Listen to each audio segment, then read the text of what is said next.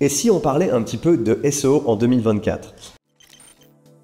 J'ai discuté avec certains collègues avec qui on a le plaisir de travailler régulièrement et je voulais parler de quelques petites choses qui sont en train d'arriver. La première chose, c'est le SGE qui s'appelle le Google Search Generative Experience, le SGE. C'est en fait quelque chose qu'on voit déjà aux États-Unis, qui n'est pas encore présent en Europe. Au lieu de donner une liste de résultats quand on fait une recherche dans Google, Google analyse le contenu des sites et crée une réponse en mettant tous ces différents contenus ensemble et crée une réponse à la question. Qu'est-ce que ça veut dire? Ça veut dire que quand quelqu'un fait une recherche, il tombe directement sur la réponse, il n'a pas besoin de faire un clic. Donc ça rend Google encore plus agréable. Par contre, ça fait que comme il n'a pas cliqué, il n'est pas allé sur votre site. Donc ça nous enlève l'opportunité de retargeting, on ne peut pas refaire de la publicité à la personne et on ne peut pas lui présenter nos services ou notre belle entreprise.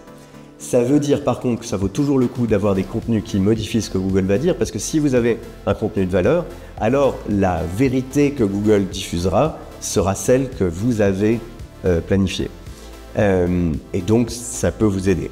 Autre chose qui est intéressante, qui est en train de devenir assez fort, c'est ce qu'on appelle les critères EEAT. Expérience, expertise, autorité et trustworthiness.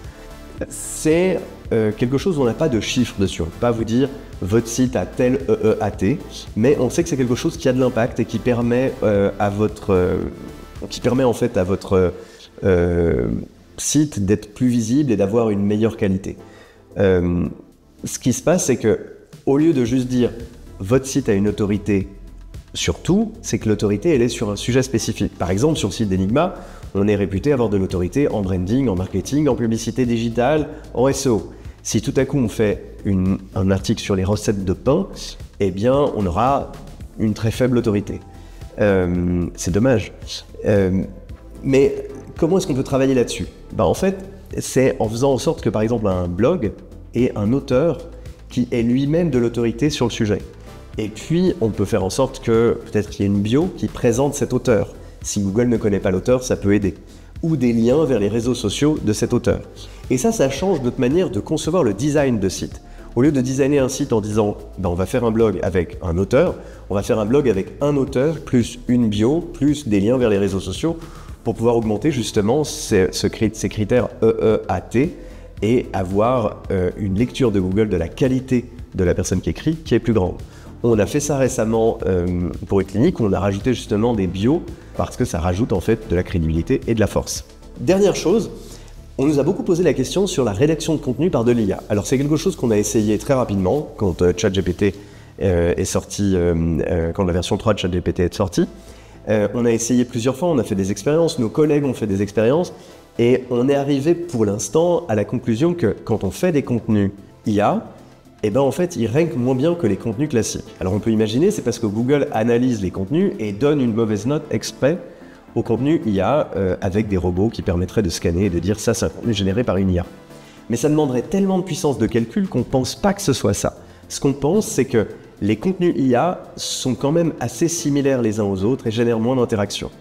Comme ils génèrent moins d'interactions et que c'est détecté par Google, Google va donner une meilleure note à des contenus avec une meilleure interaction.